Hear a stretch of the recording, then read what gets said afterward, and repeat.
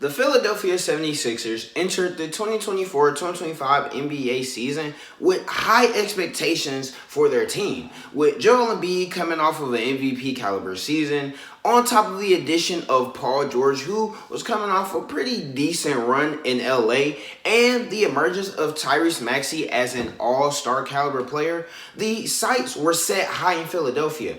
Everybody, NBA media, NBA fans, Philadelphia fans, were expecting the Philadelphia 76ers to not only be one of the top teams in the East, but one of the top teams in the entire league, and finally establish themselves as championship contenders. This team had more promise than arguably the time with the process with Joel and Ben Simmons. However, this season didn't really seem to go that well.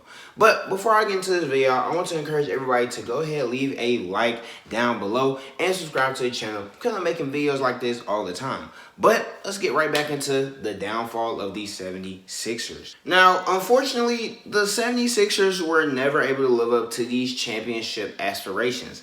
Instead, this season has been one of the worst seasons they have had in recent history, as they currently set a record of 23-45, which mirrors the record of the early to mid 2076ers when they were actively tanking. And now, with the shutdown of Paul George, it seems as if the 76ers are right back in that spot to tanking. And this has been a bitter pill to swallow for the franchise that thought it had moved from the infamous process years. Instead, they found themselves with the worst record that they've had in over half of a decade, and the front office is pretty disappointed, especially considering that those preseason expectations that people had are nowhere near where they are at now. And of course, at the center of this sort of struggle this season is none other than the health. The 76ers have seen a lot of their key players get injured so far this season. The most notable one being none other than Joel Embiid. Now, it's no surprise. Joel Embiid has struggled with injuries throughout his career. Hell, he even started his career with a huge injury. And over the years, he kind of had rebounded from it and had lived up to the hype that he had coming into the NBA. He had won some MVP awards, All-NBA first team, the whole nine. But this season, he's right back to dealing with those injuries, as this year, he has only played in a total of 19 games. And in those games, the 76ers have had the worst offensive rating in the entire NBA at 104. And the same could be said for Paul George, who also has struggled with injuries all season. And just like Joel, when he is on the court, he has looked like a shell of himself. He hasn't looked like that same Paul George that we've seen in OKC, while ago, and in LA at times. Now, it's unfortunate that in Joel's career, it has been marked by two main things: playoff disappointments and injuries. Joel Embiid, like I stated earlier, came into his career with a big injury that forced him to sit out for a year, but he came back and he has become one of the best players in the entire NBA. However, one thing that has stayed consistent throughout his entire career is the injuries and the fact that he is unable to lead the 76ers to anywhere past the second round. Every time you go anywhere on social media, you see somebody making a joke about Joel Embiid not making it to the conference finals, not making it to the second round. This player did this before Joel Embiid made it to the conference final. This happened before Joel Embiid got out of the second round. It just continues time and time again, regardless of how Joel plays. Over the recent couple of years, he's suffered some pretty terrible losses.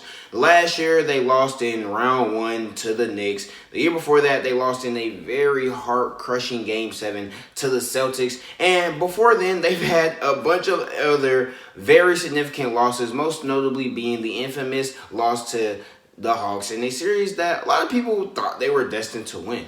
And unfortunately for Joel, this pattern has followed him right into the 2024-2025 NBA season, as he hasn't even played 1/3 of the NBA games this season, and he is injured and sidelined for the rest of the season, where he'll look to see what his next moves is. Should he medically retire early? Should he get some surgery? Because I heard that surgery, they have to do something with his hip just so his joints can align. It's really weird, but there are a bunch of different avenues he can take and see where he really wants to go next in his career. So if Joel does decide it's in his best interest to come back and to try to win that championship that he has been searching for oh so very long, then I'm sure Nick Nurse or somebody on that coaching staff is going to definitely have to look to rework how that offense is ran. Maybe you go more so towards running through Tyrese to see what he can do with the ball in his hands, Or Jared McCain will be back next year. You can see what he can do with the ball in his hands. Maybe he could serve as some type of facilitator and just initiator for the whole offense. Anything that can take some of the stress off of Joel and can allow him to play more off ball. That way you can preserve his body a little bit more. That way, by the time the playoff comes, we don't see the same thing that's happened in recent years, to where he puts on so many great performances in the regular season, puts so much stress on his body, that by the time the playoff cooks, he's gassed. Of course, he can still put up great numbers in these playoff performances, as we have seen before.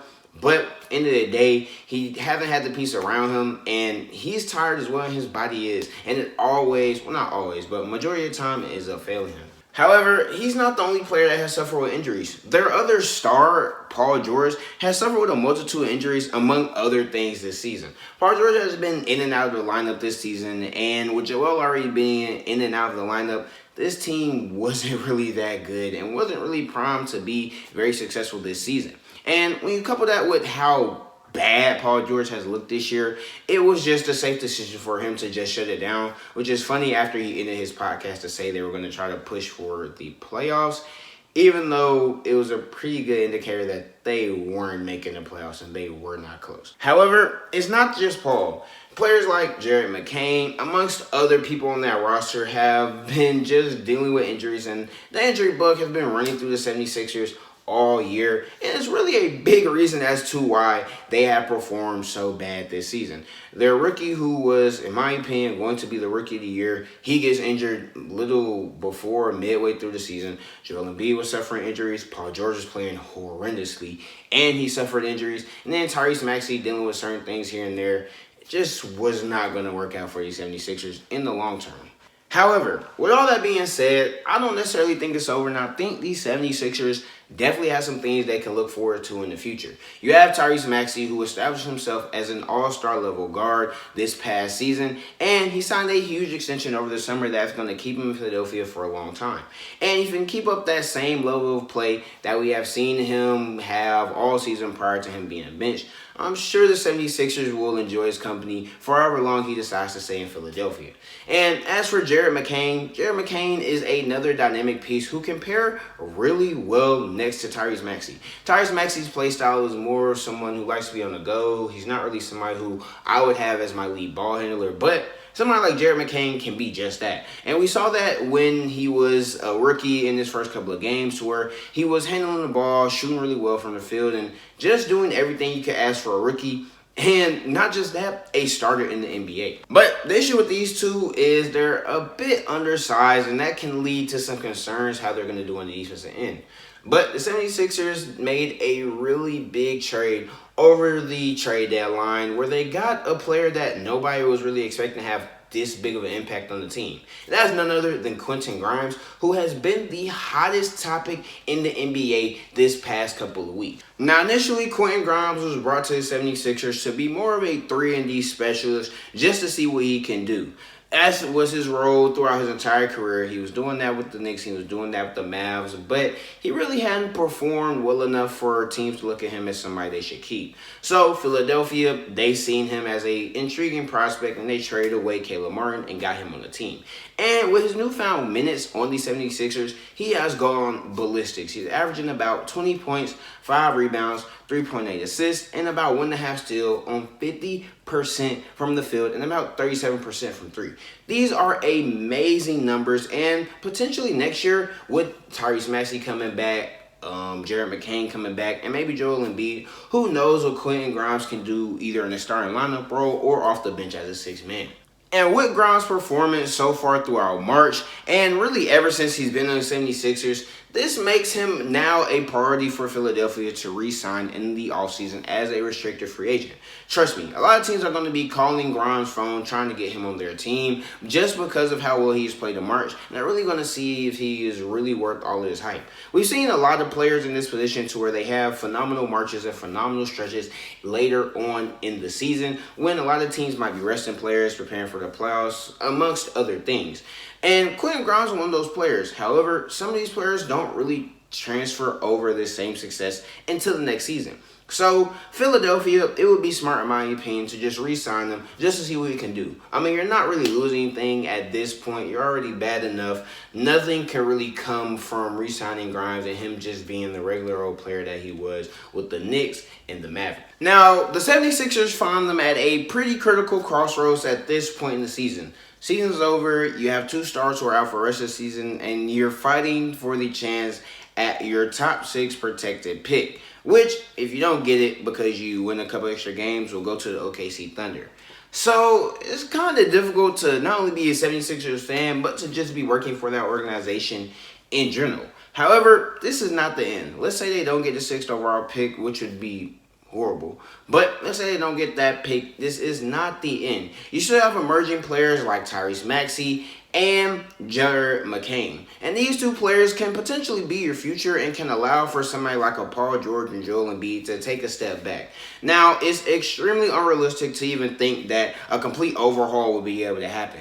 Joel Embiid means too much to the city of Philadelphia, and I don't know how many teams will be willing to take a flyer on Joel, considering his injury history alongside with his age. Same thing with Paul George. You just signed Paul George to a huge contract, which is now looking like one of the worst contracts in the entire NBA. So you wouldn't be able to get off Paul George even if you wanted to. However, if you kind of change the scheme and the way you go about your offense, whether it be initiating offense, what type of plays you run, you could kind of see more success next season. All you really need is just health. Jared McCain comes back healthy next season. Tyrese Maxey comes back next season better than ever. Maybe now he's an all-NBA caliber player versus just being an all-star caliber player. Who knows? And then you allow somebody like Joel Embiid to take a step back and eliminate all of that wear and tear on his body and become one of the best 2nd or 3rd options in the entire NBA. Then you have someone like Paul George who, let's say over the summer, he rehabs real well. He comes back next season looking better than ever. Boom. Now you have Paul George healthy, Joel Embiid healthy, and a nice young core with Maxey, McCain, and Grimes to back them up.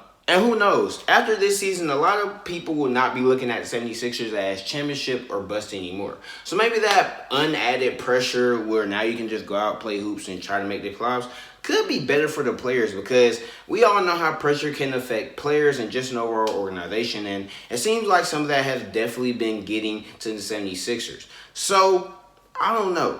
Daryl Morey says the team has set themselves up really well for next season and just in the future with their young core, which I can agree a little bit. It depends on whether they get that 6th overall pick in this upcoming draft or 6th and above in this upcoming draft. I don't really know what's going to happen with that. However, Daryl Morey says the team is good and that they have a good young core, and I do see a path for the 76ers to be pretty good next year. However, it's on them to actually execute it and do not what I said, but just something that is conducive to winning over there in Philadelphia. But, of course, these are just my opinions. Let me know how you guys feel in the comments about the 76ers and what they can be next season. Will they overexceed and be better than they were this season, or will they find themselves as another, not just middle of the class, but one of the worst teams in the league? Let me know down below. Make sure you leave a comment and subscribe to the channel like I said earlier. But that's all I have. And until next time, peace.